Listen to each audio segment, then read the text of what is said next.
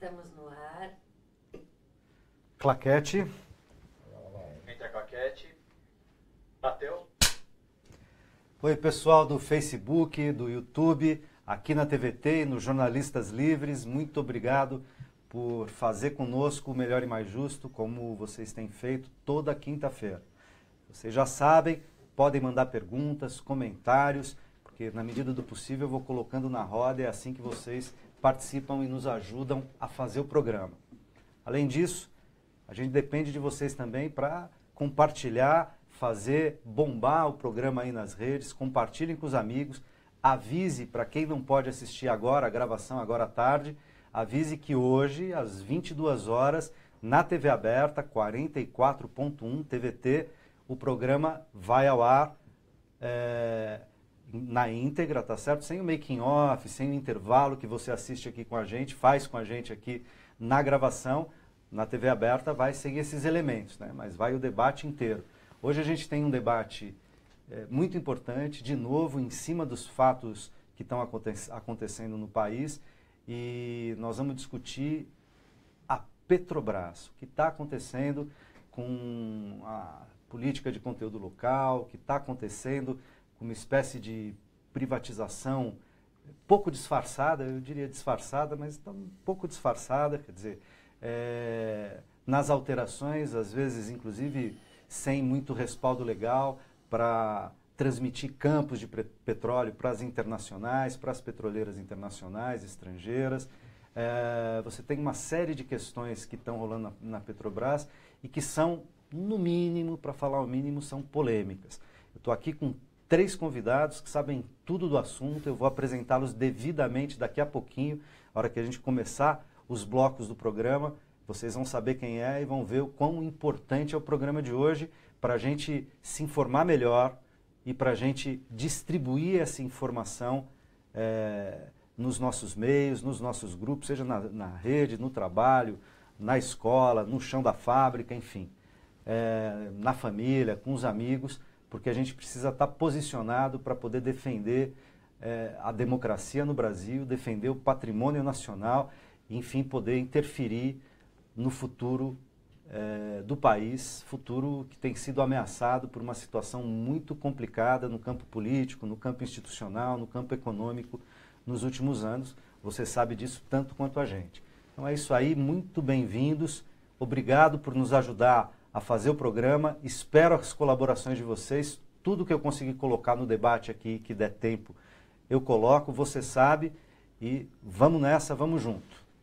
Diretora, quando vocês quiserem, é só soltar a vinheta. Então vamos soltar. Bom programa a todos. O projeto de privatização da Petrobras segue seu curso e coloca à deriva a soberania nacional e uma chance singular de desenvolvimento econômico e social a partir do pré-sal. Enquanto navios, plataformas e equipamentos voltaram a ser encomendados no exterior, gerando emprego, renda e desenvolvimento tecnológico lá fora, por aqui a indústria de petróleo e gás está naufragando junto a toda a cadeia de produção relacionada a ela. São milhões de desempregados, reservas despencando e os campos do pré-sal abertos para as multinacionais em modelos de negócio com pouquíssima ou sem proteção aos interesses brasileiros.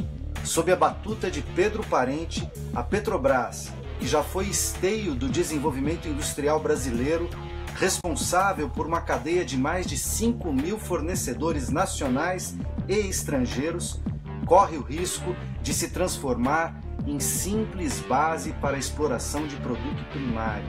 E não é só isso. O Congresso Nacional discute mudanças na política de conteúdo local para a exploração de petróleo e gás, que devem reduzir os percentuais de participação da indústria nacional no setor e agravar ainda mais a situação econômica e do emprego. Quais as motivações para tamanho desmonte? Essa é a conversa que começa agora no Melhor e Mais Justo.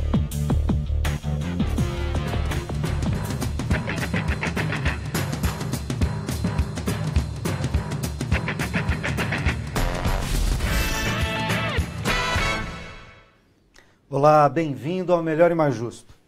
Para falar sobre os vários ataques à Petrobras, temos a honra de receber César Prata, vice-presidente da ABIMAQ, Associação Brasileira da Indústria de Máquinas e Equipamentos, presidente do Conselho de Óleo e Gás. Paulo César Schmidt Metri, conselheiro vitalício do Clube de Engenharia e chefe da Divisão Técnica Especializada de Petróleo e Gás, e João Antônio de Moraes, secretário de Relações Internacionais e Empresas Privadas da FUP, Federação Única dos Petroleiros. Bem-vindos. Obrigado. O que está acontecendo e o que o Brasil perde com os acontecimentos na Petrobras? César. Obrigado pelo convite, é um prazer estar aqui com vocês. Bom, nós somos a indústria fornecedora, né? A Petrobras sempre foi uma empresa indutora de desenvolvimento. Nós sempre vimos na Petrobras a grande parceira da indústria. E o Brasil, graças aos investimentos que foram feitos no petróleo nessas últimas décadas, ele se tornou um país bastante industrializado. Nós temos uma base industrial importante aqui hoje. Nós, inclusive, exportamos, né, bastante dos nossos maquinários. O que está acontecendo, basicamente, é o seguinte: nós nos instalamos não só para as demandas anteriores, né, nós participamos das construções de todas as refinarias aqui no Brasil, né. Se pegar as refinarias construídas na década de 60, 70, 80 no Brasil, tinha um grande percentual, mais de 80% de conteúdo, né, produzido por brasileiros. Mais recentemente, com a exploração voltada mais para o mar, sentiu-se necessidade de criar algumas regras de participação, né? Então é a tal de regra de conteúdo local. Então, essas regras, não que a gente goste de defenda algum tipo de protecionismo, reserva de mercado, são palavras feias, assim, que a gente não gosta de repetir. Mas isso sempre é necessário quando algumas coisas econômicas do país não estão oferecendo o ambiente para você ser competitivo, né? Então, hoje, nós temos um país ainda com algumas doenças crônicas, nós temos juros, maiores juros do mundo. O câmbio que a gente tem, ele não é um câmbio estimulante para desenvolvimento de indústria aqui no Brasil, não é um câmbio industrializante. Nós temos excesso de tributos e tal. Então, quando você tem esses defeitos a corrigir, e isso leva tempo, enquanto você não resolve, você cria algumas barreiras. Aí entra a tal da regra de conteúdo local. Justamente no mar, o que está acontecendo criamos regras, construímos essas regras discutindo, né, com a sociedade, com a indústria, com os demandantes e tudo mais, com os órgãos reguladores. E vínhamos discutindo essas regras de conteúdo desde os primeiros leilões no mar. A partir da 7ª rodada de leilões, chegou a ser um modelo bastante próximo do ideal. Isso foi em que ano, César? Isso foi 2007. Tá certo, desculpa, cerca de 10 anos 2009, atrás. perdão. E, então, quer dizer, esse modelo ainda não era perfeito, vinha sendo aperfeiçoado, tal, métodos de aferição de conteúdo e tal. E o que aconteceu? Em 2009, logo após a crise, aquela crise que a gente achou que era uma marolinha só, mas né, veio forte depois, mas enfim, em 2009 a Petrobras anunciou os grandes investimentos no pré-sal, né? Aquilo era importante, porque era um mundo em crise, o Brasil também em crise, mas a Petrobras ela foi uma alavanca, usado um instrumento ali, né? Anunciou investimentos firmes e veio a público para dizer o que ela ia investir, né, no pré-sal. Então ela determinou lá quais os campos, quais as refinarias que ela ia fazer e detalhou essa demanda, assim, no sentido de o que é que nós vamos precisar, né? Veio provocar a indústria, inclusive, né? Nós fomos provocados pelo então presidente da Petrobras, que veio com números. Olha, nós vamos precisar de tantas mil válvulas, tantos milhões de não sei o quê. Então eram números assim consistentes e 65% disso tudo vai ser conteúdo local.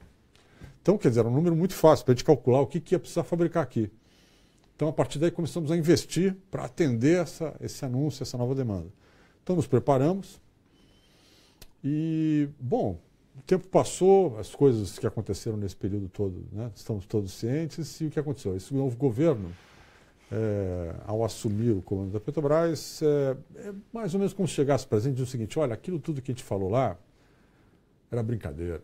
Entendeu? Não era assim, olha, vocês acreditaram na gente? Então, mas o que é que eu vou fazer com a fábrica nova que eu fiz, que eu ampliei, o financiamento que eu fui buscar para investir em tecnologia e tal? E agora, o que é que eu faço com isso? Os laboratórios que eu criei para atender tecnologia de águas profundas. Então, aí é que esse governo veio com uma mentalidade de economia liberalizante. Eles acreditam piamente que você colocar regra de conteúdo é algo assim descabido, que não se faz isso numa economia moderna. Eles têm lá suas razões, assim, digamos, ideológicas ou digamos, de linha filosófica, teórica, né? De economia, para justificar isso. E a nossa preocupação é o seguinte, sem as tais regras, né, como está acontecendo agora, nós vamos destruir um pouco do que a gente conquistou. Então a gente está com as fábricas aí prontas para atender, mas tudo indica até agora que nesses próximos projetos que teremos, com a Petrobras envolvida ou não, né, porque tem outras empresas de petróleo, né, nos projetos, não seremos tão necessários assim. Só que é um parque industrial grande, né? Então nós estamos preocupados com o desemprego que poderemos gerar proximamente. E que, de certa maneira, já vem acontecendo, inclusive por efeitos da Lava Jato, do que tem acontecido com a Petrobras nos últimos anos. Deixa eu ouvir aqui, agora para o outro lado de cá, deixa eu ouvir o Moraes. Prazer em recebê-lo de novo aqui no Melhor e Mais Justo, Moraes. Queria te ouvir do ponto de vista dos petroleiros, né? Como analisa essa questão do abandono de uma política de conteúdo local, de uma série de leilões e vendas que estão sendo feitas, à revelia, me parece, do modelo que estava estabelecido, do pacto que tinha sido feito com esse setor da economia brasileira, com a questão da partilha, por exemplo, que não tem sido respeitada. Houve, segundo a imprensa, segundo a mídia, houve concessão de campos do pré-sal, inclusive sem custo para algumas estrangeiras. E eu queria saber em que pé estamos nesse momento e por que isso está acontecendo? Quer dizer, por que essa reversão, digamos, tão radical, essa virada de 180 graus, eventualmente, inclusive, com confronto da pactuação para o petróleo, para a área de petróleo, com, digamos, no mínimo, questões controversas em relação à lei, tanto é que uma série de coisas, a FUP, inclusive, tem judicializado e conseguido fazer com que a Justiça barre certas ações da direção da Petrobras. Queria que você fizesse um balanço disso do ponto de vista dos petroleiros. Bom, primeiramente agradecer o convite aqui à TVT. Nós, a Federação Única dos Petroleiros, o próprio nome do programa já nos inspira, né? Que lutamos pelo melhor e o mais justo para o nosso país, para a nossa gente. Nesse sentido, antes propriamente de entrar nas questões colocadas, é importante que saibamos que o pré-sal brasileiro, que só foi descoberto porque o Estado brasileiro retomou seus investimentos na Petrobras a partir de 2003, o rumo que vinha a Petrobras até 2002, certamente não teríamos o pré-sal. Estava reduzido a reduzindo, sucateando e achando que o liberalismo iria trazer os investimentos, né? Só que nós, por exemplo, só para citar um caso, nós aguardamos quase 30 anos ver se as empresas privadas construíam uma refinaria no Brasil. E nunca construíram.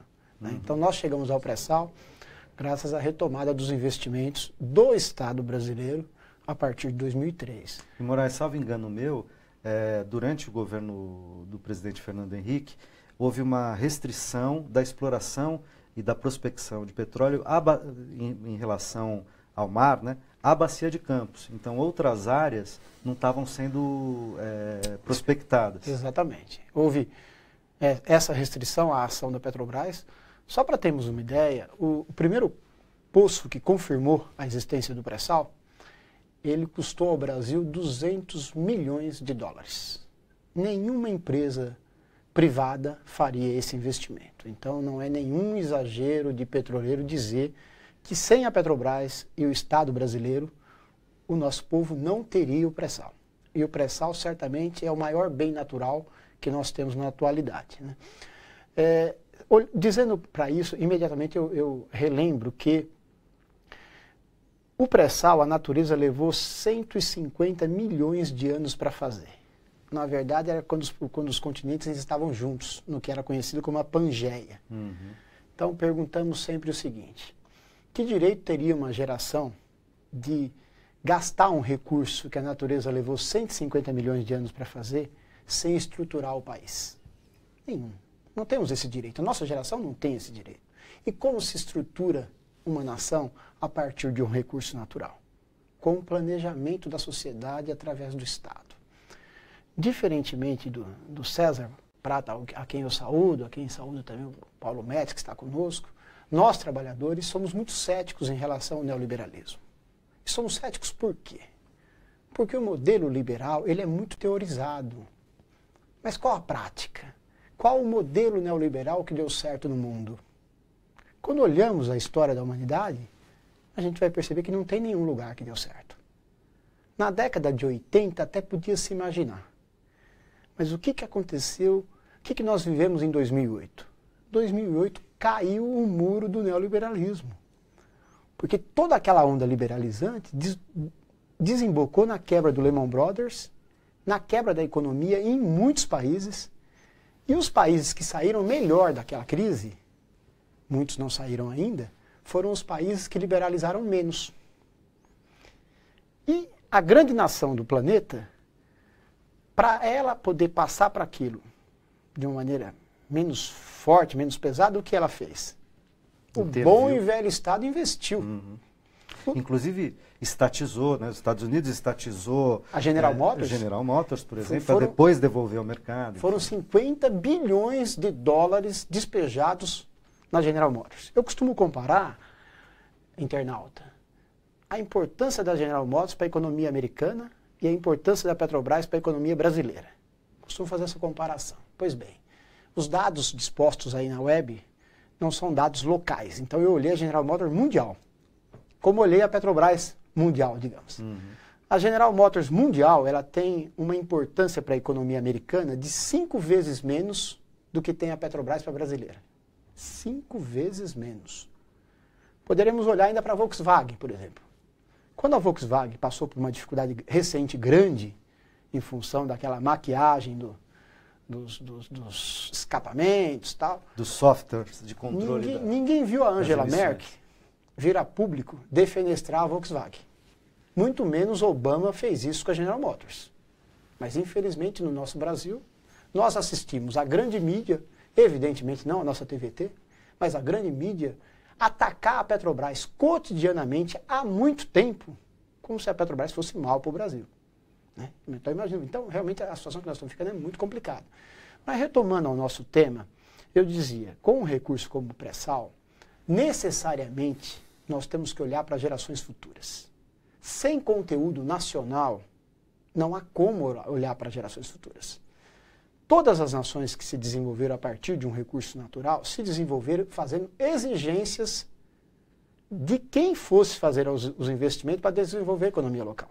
Então, esse mecanismo que foi implementado no Brasil, ele é absolutamente fundamental, ele é imprescindível, e eu diria que quem propõe reduzir o conteúdo nacional não é um bom brasileiro.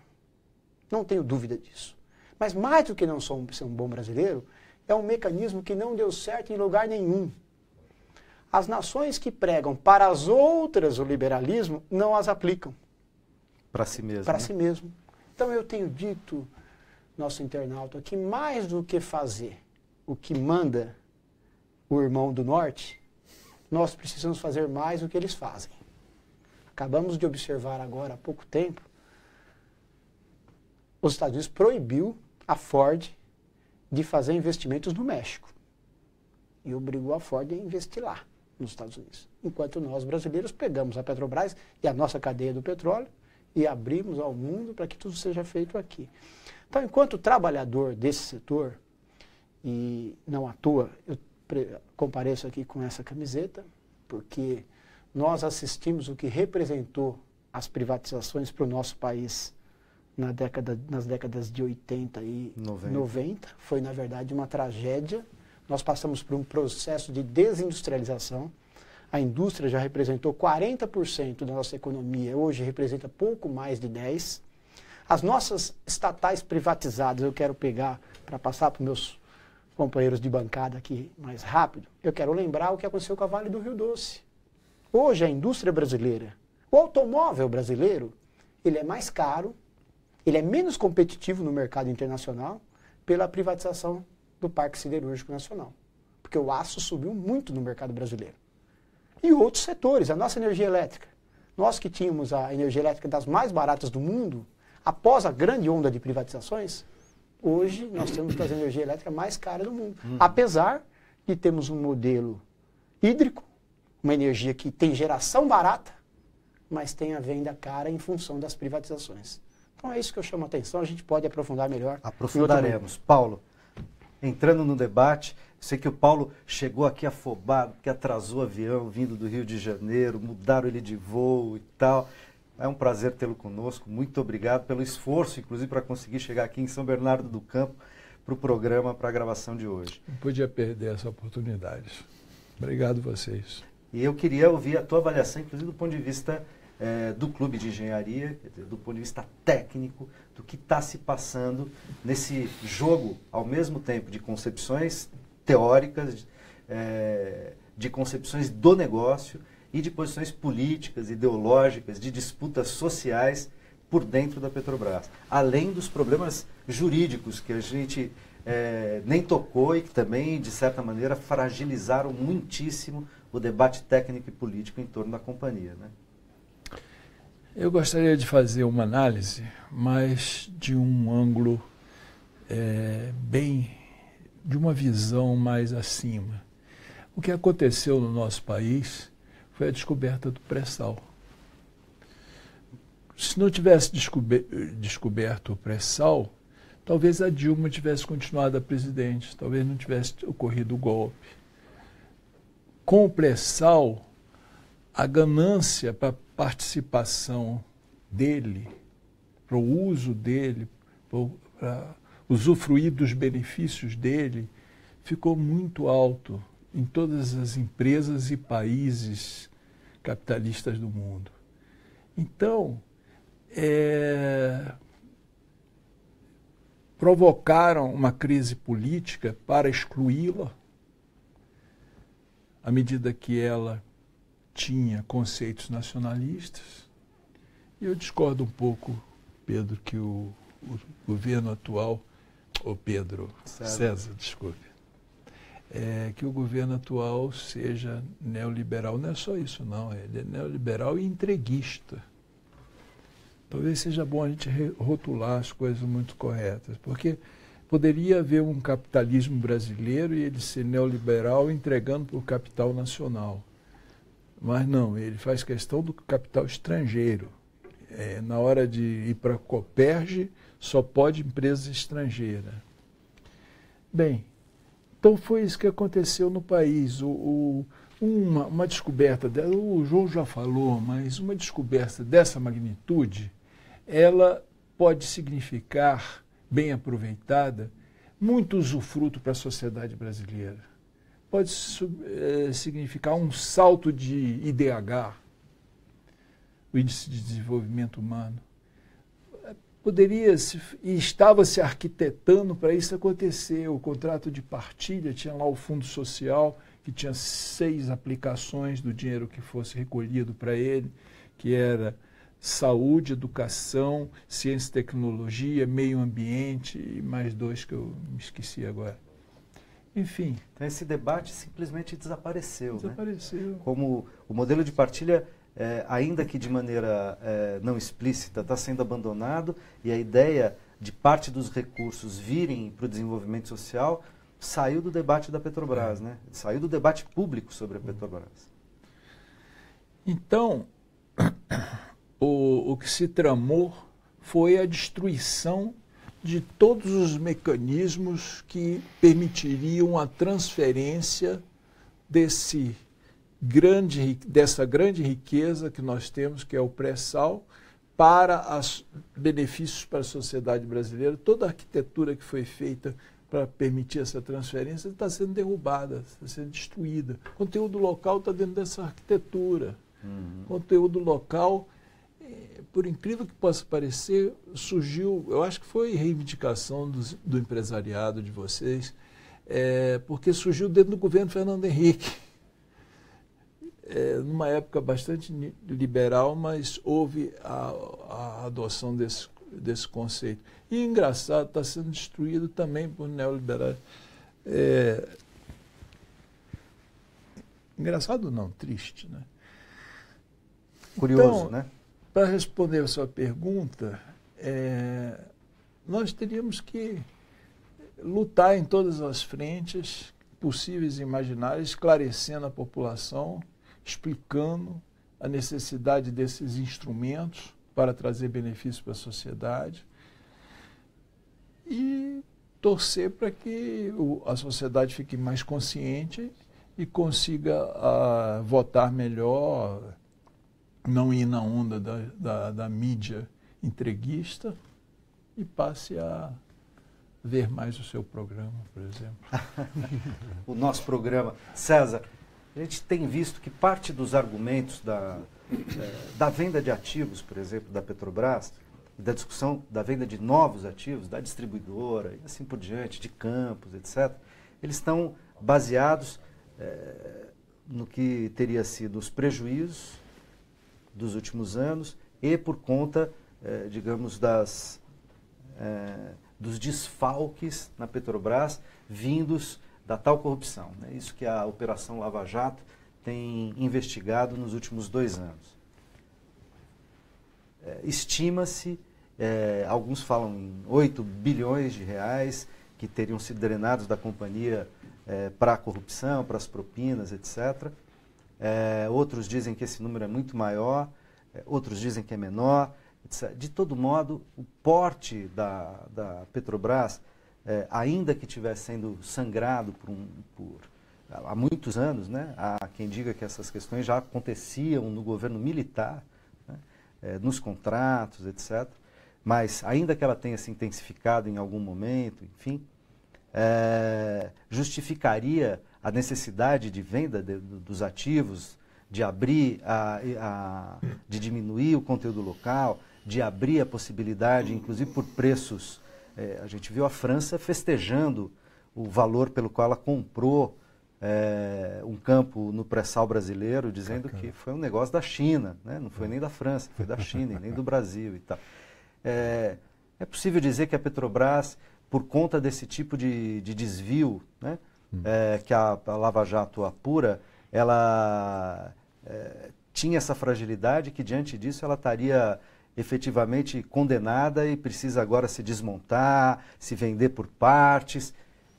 Ela é uma empresa frágil, assim, do ponto de vista do setor industrial, não é? Que é parceiro da Petrobras, que está na cadeia dos fornecedores e tal. Vocês veem a Petrobras com essa fragilidade?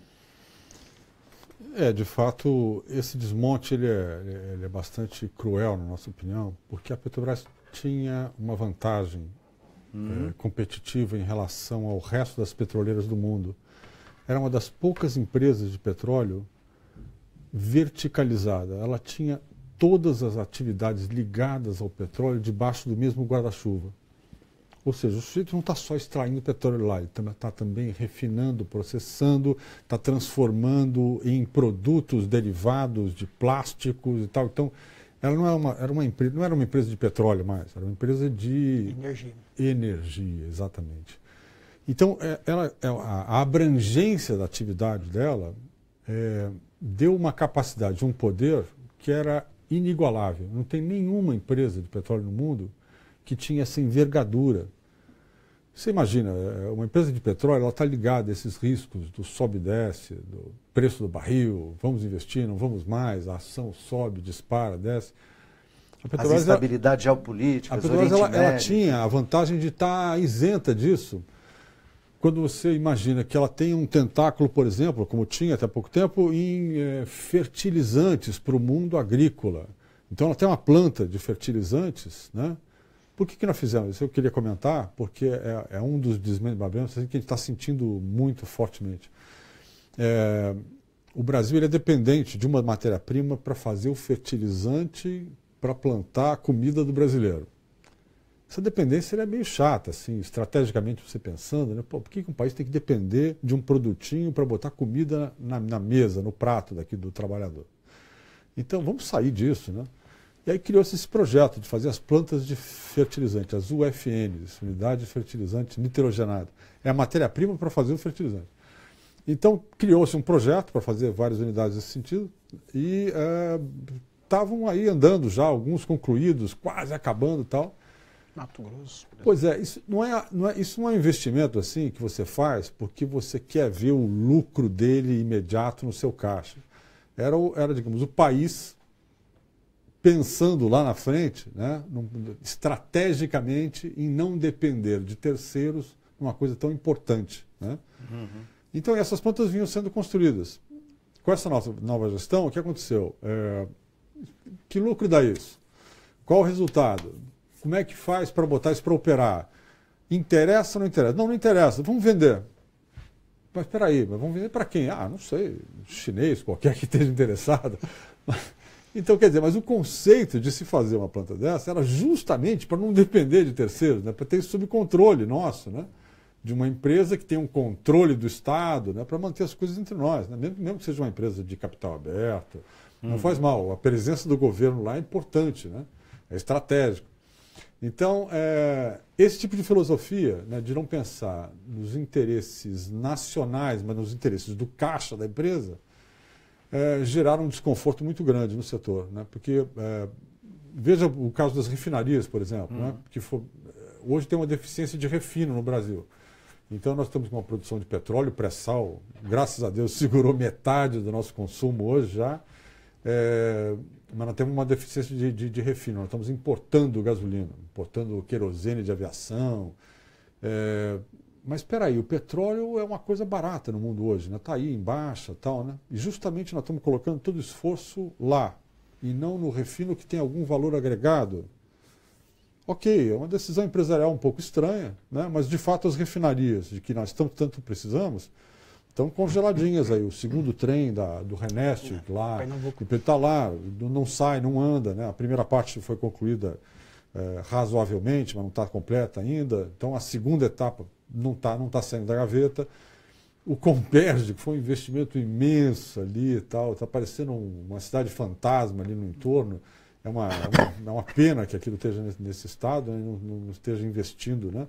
Então, teve uma série de erros de decisão, né, de como investir o dinheiro, mas esse desmonte, para nós, ele chama a atenção principalmente no aspecto que tira o alcance da empresa. Era uma empresa que estava em todos os setores ligados ao petróleo. Isso dava um poder, né? A empresa era uma empresa de projeção internacional, em termos de tamanho e poder econômico. Né? Ela ditava regras em muitos setores, inclusive de tecnologia. Então, quer dizer, nós perdemos esse gancho. O desmonte ele chama a atenção sobre esse aspecto, da perda de poder de um gigante que garantia, né, uma operacionalidade que nenhuma outra empresa de petróleo tem no mundo. Inclusive, César, me permite? Claro. A lucratividade da planta petroquímica, da planta de fertilizantes, etc., é bem maior do que a da refinaria. Quer dizer, estão deixando de ter as unidades que são as mais rentáveis, que têm maior valor agregado e que trazem maior rentabilidade. Mas ela está projetada, né? Ela não era necessariamente agora, já operando, mas projetada para ter maior rentabilidade adiante, ou já era mais rentável hoje? Algumas já eram. A Suape, por exemplo, fabrica PETs também. Né? A Suape foi vendida por um grupo mexicano que vai exportar PET para o Brasil. É o cúmulo. Vocês estão vendo, né? Eu preciso fazer um intervalo, mas a gente volta com esse importantíssimo debate. Não sai daí. Até já.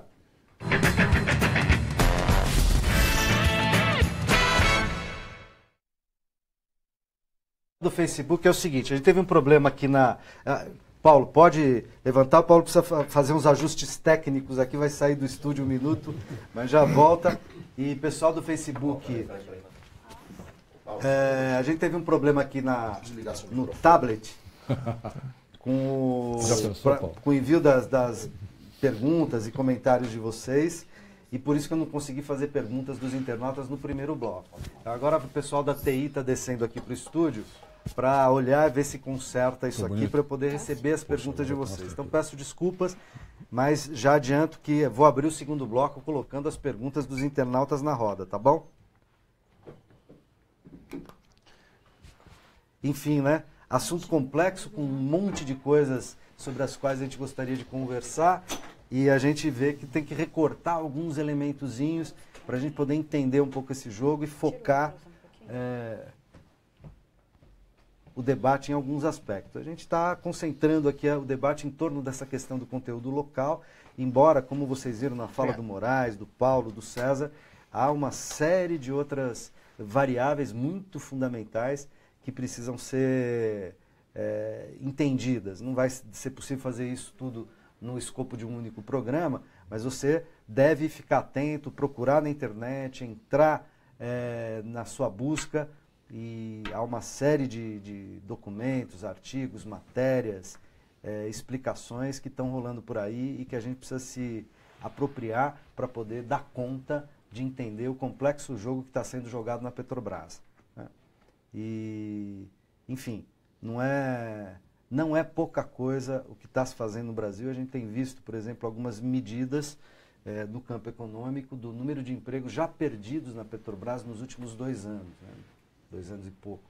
Fala-se em 2 milhões de empregos, diretos e indiretos, claro, na cadeia de óleo e gás, né? Isso é uma barbaridade que nenhum país minimamente responsável do mundo permitiria, né? O Brasil é o único país do mundo onde você penaliza empresas e não pessoas, né? Então a gente está destruindo a engenharia brasileira, das nossas construtoras, a gente está destruindo uma das maiores petroleiras do mundo, que não é apenas uma petroleira, como disse o César, atua em uma série de atividades industriais em nome, sob o pretexto de que com isso está combatendo a corrupção. A gente está entregando a riqueza brasileira, a riqueza natural brasileira, a expertise industrial brasileira, a tecnologia industrial brasileira. Aliás, a Petrobras é uma das empresas com maior desenvolvimento tecnológico em águas profundas, né, na prospecção e na retirada, na extração de petróleo de águas profundas. Nós estamos, enfim, entregando isso, jogando isso com a água do banho, né? O bebê indo com a água do banho. Não é só... Alô, áudio. Indignante, mas é também pouco compreensível. Porque a gente olha e fala assim, por que as pessoas estão fazendo isso? Em nome do quê? Em nome de que se eu entregar, se eu fizer esse desmonte, se eu dividir a companhia, se eu entregar ativos da companhia, ficará mais fácil de entregá-la ao mercado, porque o mercado é que tem a eficiência para dar conta de explorar petróleo?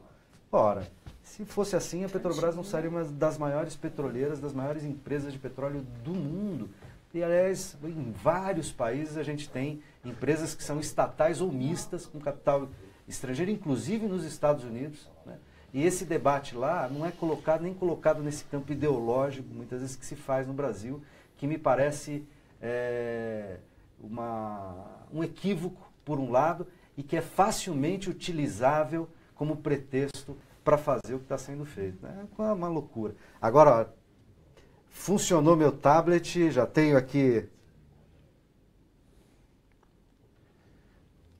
Já tenho aqui algumas perguntas. Eu estava tentando ver de quem, porque eu não tenho nome...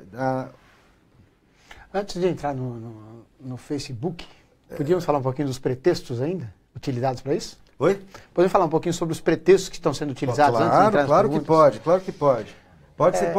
A gente pode... Vocês vão falar disso no segundo bloco e vou abrir, que tem perguntas dos internautas nessa direção, inclusive. Ah, ótimo, ótimo.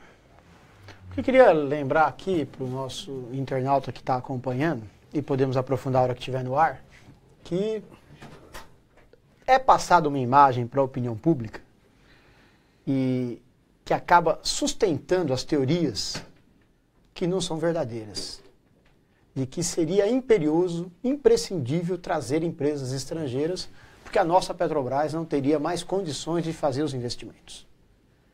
Como foi forjado isso na opinião pública? Com a fabricação de prejuízos contábeis.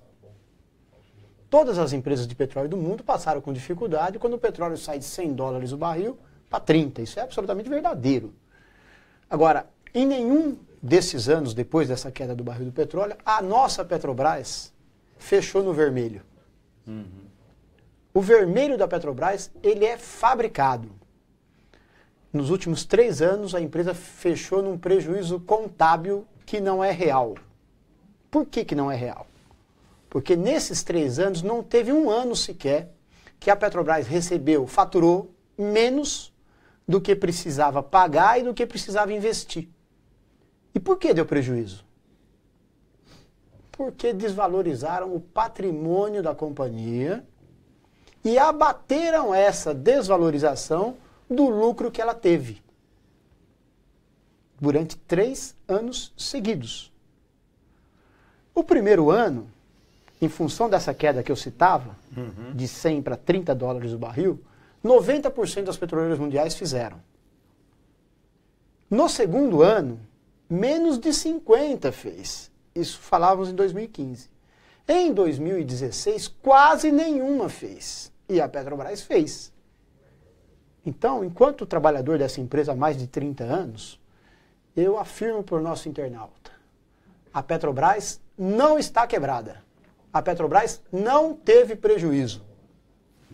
Estão fabricando um prejuízo para justificar a entrega de patrimônio público por valores vil, geralmente menos de 10% do que valia, e para abrir o que pertence ao povo brasileiro e entregar para empresas estrangeiras. Nós falávamos aqui do conteúdo local, conteúdo nacional, que mantém os empregos e a renda na indústria de máquinas aqui representada por César. Muito bem. Agora o governo de Temer e Pedro Parente derrubaram o conteúdo local, primeiramente medidas administrativas, mas que vão ser submetidas ao Congresso também, tende a continuar. Mas antes disso acontecer, nós já tínhamos 40 operadoras de petróleo no Brasil, boa parte delas estrangeiras. Nenhuma dessas 40, com exceção da Petrobras, tinha sequer um único navio, uma única plataforma contratada nos estaleiros brasileiros. Moraes, vou te pedir para segurar para a gente fazer esse debate no programa, né? A gente está no intervalo aqui do Facebook, só o pessoal das redes está ouvindo isso, o pessoal que vai ver o programa à noite na TV aberta precisa saber disso também. Então, vamos voltar com a nossa vinhetinha, vamos lá.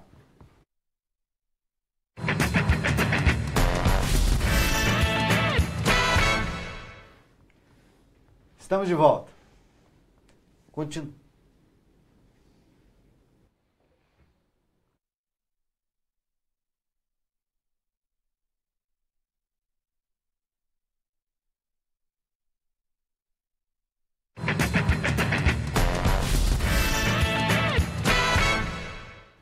Estamos de volta.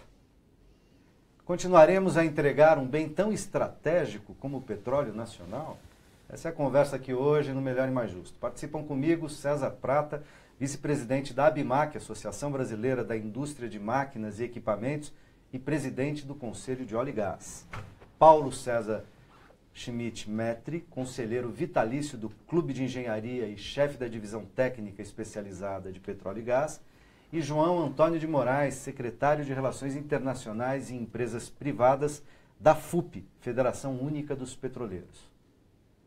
Diante do quadro difícil, dramático que vocês, os convidados da gente aqui hoje, traçaram no primeiro bloco, a organização de todos os afetados tem conseguido alguns pequenos, mas significativos recuos nessa política de desmonte. Tem sido possível negociar? Não se trata, como eu já disse aqui no fim do primeiro bloco, de defender um posicionamento esquerdo, de direita. A gente está falando de um projeto de país. Isso ficou muito claramente marcado na fala dos nossos 3 convidados.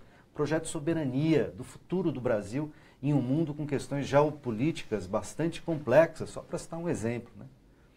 Como a gente pode fazer para entender, a população entender a complexidade desse debate e ampliar a nossa resistência, a nossa mobilização para não perder um patrimônio tão importante quanto a Petrobras, né? A gente estava conversando aqui no intervalo e o Moraes estava falando disso. Eu pedi para ele retomar, fazer uma síntese dessa posição de como desmontar os argumentos que o governo atual tem feito para dividir, para fracionar a Petrobras, para entregá-la para o capital estrangeiro, para abrir mão de ativos, para vender ativos, enfim, justificando isso pela corrupção de um lado, que teria sangrado a empresa, e por prejuízos de outro em função do mercado, do preço, de uma suposta incompetência para gerir a companhia e da queda muito acentuada dos preços do petróleo. Você dizia no intervalo, por exemplo, para a gente, que a contabilidade que mostrou déficit na Petrobras é uma contabilidade no mínimo questionável. Queria que você contasse isso, combatesse esses argumentos que o governo tem utilizado do ponto de vista da FUP, né, dos petroleiros, para a gente poder seguir no debate e colocar uma série de perguntas que nos é enviada pelos internautas para os nossos convidados. Moraes. Bom, primeiramente é importante que se diga que a Federação Única dos Petroleiros, de forma alguma, admite e possa pôr panos quentes em possíveis casos de corrupção que existam na Petrobras. Fez coisa errada, pegou o que não é seu, tem que ser apurado e severamente punidos os culpados. Dito isso, olhemos para os números. Há mais de 2 anos, nós assistimos a grande mídia a achincalhar a maior realização econômica do povo brasileiro, que é a Petrobras, 24 horas por dia. E, ao fazer isso, um dos argumentos citados é que a Petrobras teria fechado no prejuízo nos últimos 3 anos. Eu queria dialogar aqui com o nosso telespectador, com o nosso internauta, sobre essa questão. Quais foram os prejuízos da Petrobras nos últimos 3 anos? Foram prejuízos absolutamente fabricados. Em nenhum desses 3 anos, a nossa maior empresa recebeu, faturou, saiu no caixa da empresa valores menores do que os seus compromissos. Todos esses anos, a Petrobras faturou mais do que devia e mais do que os investimentos que ela tinha para fazer. Da onde surgiu esse prejuízo que foi parar no balanço da empresa? O mecanismo utilizado é chamado suntuosamente de impairment. O que são os impairments? A desvalorização do patrimônio da empresa sobre a justificativa da queda do barril do petróleo. Não tem nada a ver com a história da corrupção. Corrupção não se justifica, mas elas são em números muito pequenos comparado com o tamanho da nossa Petrobras. O que fabricou e apareceu os prejuízos foram chamados impairments. Desvaloriza o patrimônio, uma refinaria que valia 100, dizem que vale 30 e abate 70 do lucro da empresa. Pois bem, no primeiro ano... Assim fica difícil ter lucro. Fica difícil, nenhuma empresa conseguiria ter lucro desse jeito. No primeiro ano, como realmente o petróleo saiu de 100 para 30, quase todas as petroleiras, 90% das petroleiras do mundo fizeram um impairment. Um impairment, 2014. 2015, menos da metade fizeram. A Exxon, por exemplo, que é a maior petroleira do mundo, não fez. Em 2016, quase nenhuma fez. E a Petrobras voltou a fazer uma desvalorização brutal. Então, hoje, por exemplo, já existem acionistas, pequenos acionistas da Petrobras, que questionam